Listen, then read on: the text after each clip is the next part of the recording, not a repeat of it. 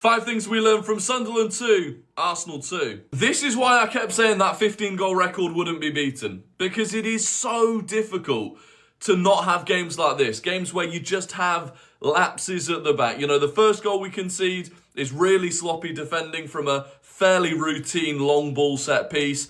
And the second one is just a lack of communication between Raya and Gabriel. In reality, Raya could probably have stayed on his line.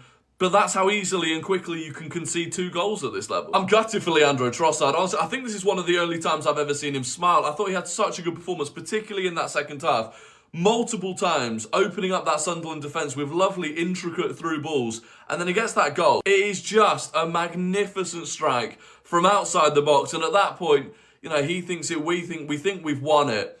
And he earned that moment. He earned that being the winner. Granit Xhaka would still play a prominent role in this Arsenal squad. I thought he was fantastic today. The way that he is able to run a game from midfield. You know, you look at the end there, he barely looked like he was sweating. He was still so composed on the ball, knocking it about.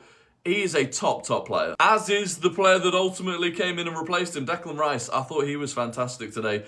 Absolutely relentless running. And, you know, I've said in the past, when we need it, Declan Rice turns it up a notch and the whole team turns up a notch. And he did that in the second half. And we were so much better in the second half than the first half. And we get that first goal back because of him. Because of that determination, the way that he eats up ground, the hunger that he has.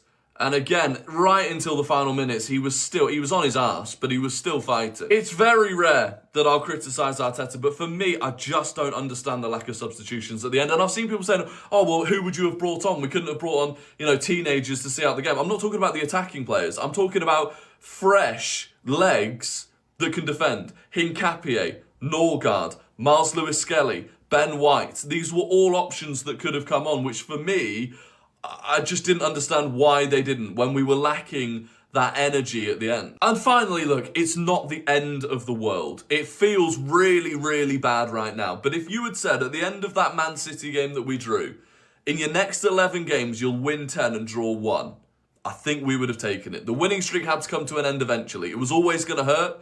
Now it's about how you bounce back.